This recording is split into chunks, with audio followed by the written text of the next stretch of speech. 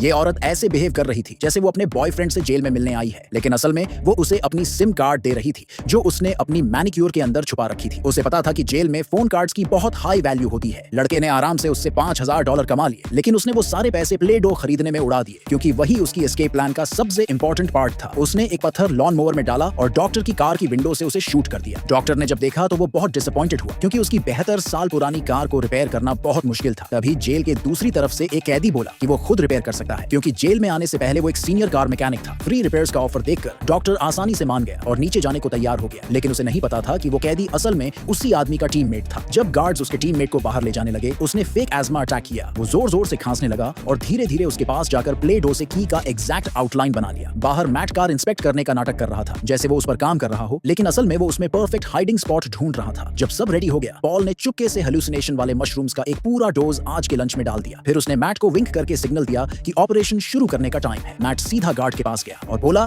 कि उसे इन्फर्मरी जाना है फ्लूइड्स लेने के लिए, और खुद ही वॉलंटियर किया कि उसे हैंडकफ्स में ले जाया जाए। जैसे ही सारे कैदियों ने लंच खाया, मशरूम्स का इफेक्ट शुरू हो गया। सब हेलुसिनेट करने लगे और पूरा पागलपन छा गया। पॉल ने एक नाइफ उठाया और प्रिटेंड किया कि वो खुद को काट रहा है। गार्ड्स तुरंत उसे इन्फर्मरी की तरफ ले गए। कैफेटेरिया में मशरूम का असर इतना स्ट्रॉन्ग था कि सब कैदी पागल जैसे बिहेव करने लगे और गेम्स खेलने लग गए। जेल पूरी तरह मेस में बदल गई। नर्स को अर्जेंट इंस्ट्रक्शन मिला कि वो सारे गार्ड्स के साथ जल्दी सीन पर पहुंचे। मैट ने विंडो से देखा कि हेल्प के लिए डॉक्टर को भी वहां खींच कर ले जाया गया है, तो उसने तुरंत अपने टूल्स निकाले और किसी तरह से हैंडकफ्स खोल डाले। फिर उन्होंने हॉस्पिटल बेड के पास रखी लिक्विड नाइट्रोजन ली और डोर लॉक का टेम्परेचर लो कर दिया ताकि वो डिसेबल हो जाए और अपने आप खुल जाए। अब तक कॉरिडोर पूरी तरह खाली हो चुका था। वो दोनों क्वाइटली मेन डोर तक पहुंच गए और अपने साथ लाया हुआ सोप से बनाया हुआ की निकाली जो उन्होंने पहले से कार्व करके तैयार किया था। वो डोर अनलॉक करके भागने के लिए रेडी थे, लेकिन मैट काफी देर तक डोर से झूठा रहा, फिर भी डोर ओपन नहीं हो रहा था। तब उसे समझ आया कि सोप शायद थोड़ा ज्यादा सॉफ्ट है जिससे वो डोर को ठीक से खोल नहीं पा रहा, और अगर ज्यादा फोर्स लगाया तो वो टूट भी सकता है। अब वो एक ट्रिकी सिचुएशन में फंस गए थे। तभी पीछे से प्रिजन गार्ड्स की आवाजें आने लगी। पॉल को समझ आ गया कि उनके पास अब ज्यादा टाइम नहीं बचा, इसलिए उसने एक बड़ा फैसला लिया। वो खुद ही गार्ड्स के सामने चला गया ताकि उनका अटेंशन उसकी तरफ जाए और मैट को एस्केप करने का टाइम मिल सके, और उसका ये सैक्रिफाइस काम कर गया। जब उसने पीछे देखा, मैट डोर से बाहर निकल चुका था। मैट ने बड़ी चालाकी से रास्ते में पुलिस की नजरों से बचते हुए सीधे डॉक्टर की कार की तरफ बढ़ा और क्वाइटली ट्रंक के पास पहुंच गया। उसने बड़ी स्मार्टनेस से ट्रंक ओपन किया और बिना टाइम वेस्ट किए अंदर लेट गया। रेस्टोरेंट के सारे इनमेट्स को डॉक्टर ने डायग्नोज किया कि उन्होंने हेलुसिनेशन वाले मशरूम्स खा लिए थे और बस उन्हें थोड़ा वेट करना है और कुछ ऑरेंज स्लाइसेस खाने हैं, फिर सब नॉर्मल हो जाएंगे। इसके बाद डॉक्टर अपना लगेज लेकर वापस कार की तरफ गया, लेकिन जब उसने ट्रंक खोला वो पूरा खाली था। कार को प्रिजन गेट पर गार्ड्स ने चेक किया, लेकिन किसी को भी नहीं पता चला कि मैट उस मोमेंट पर कहां था।